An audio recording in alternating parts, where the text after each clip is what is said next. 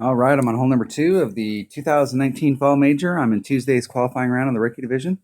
Let's go to Golf Clash Notebook and check it out. All right, I am using a Guardian and a Navigator.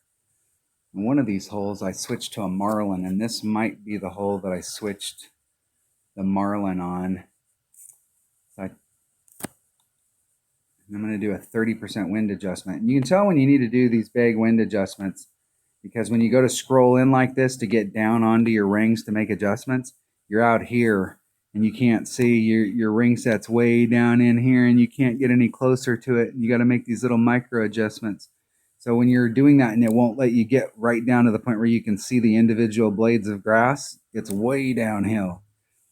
And it'll let you get to the flat where you're down in this area, but you can't get that last little bit to get down in there and really make a really fine-tuned wind adjustment. That's part of why these holes, not only are they way downhill and you got to make these massive wind adjustments, but it's hard to make a super accurate wind adjustment because you can't get down there close enough to your rings to actually see what the heck's going on.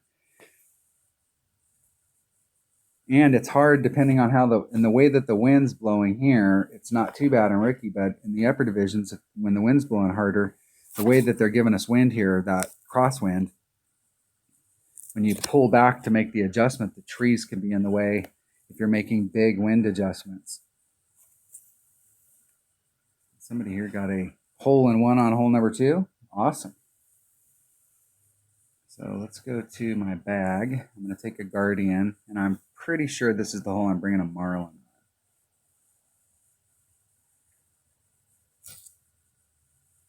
I know one of these par 3s I switched it to a Marlin because I didn't have quite enough room. And it might have been hole number 3, or excuse me, hole number 4. I'll bring a nav and we'll see how it goes.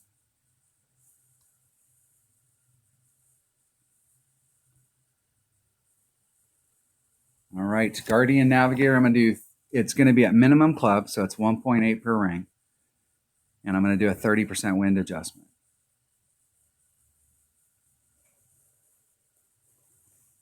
Let's see if we can get a hole-in-one.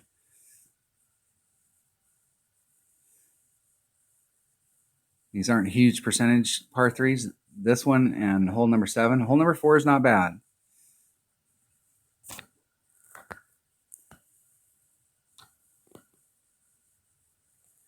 Max backspin. Got plenty of room here.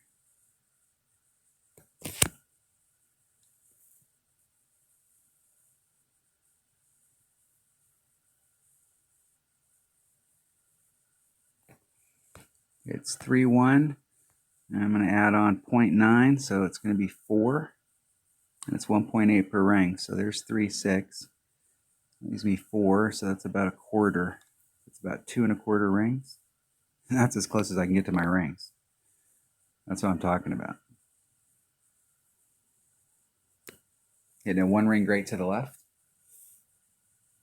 1 ring great to the left.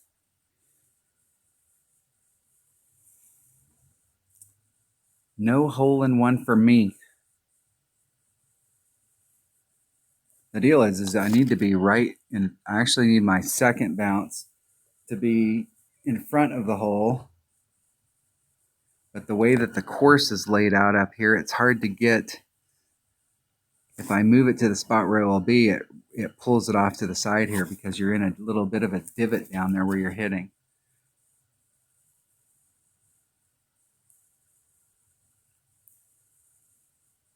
Had several of my opponents this week on this whole epic fail where they were doing the bounce over trying to run it up there and put too much topspin on it and fell off the backside. There's a lot of opportunities in this particular course, this Eagle Peak course, to pick up some shots. And these par 3s can be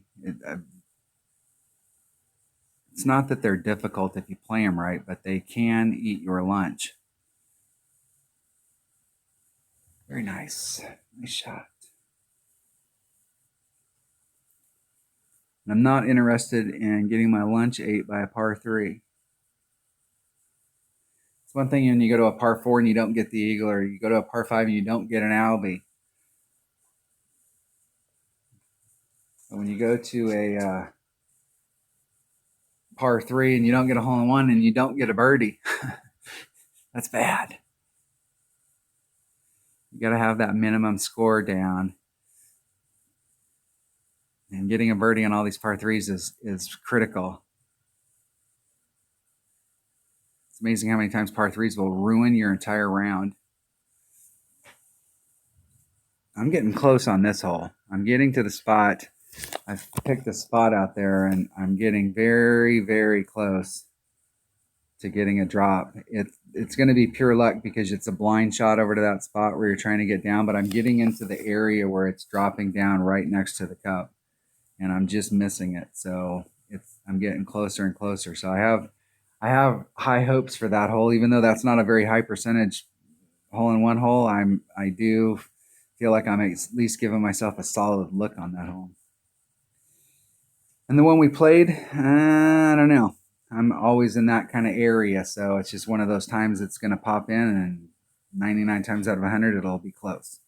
All right, that was hole 2 of the 2019 Fall Majors Tuesday qualifying round.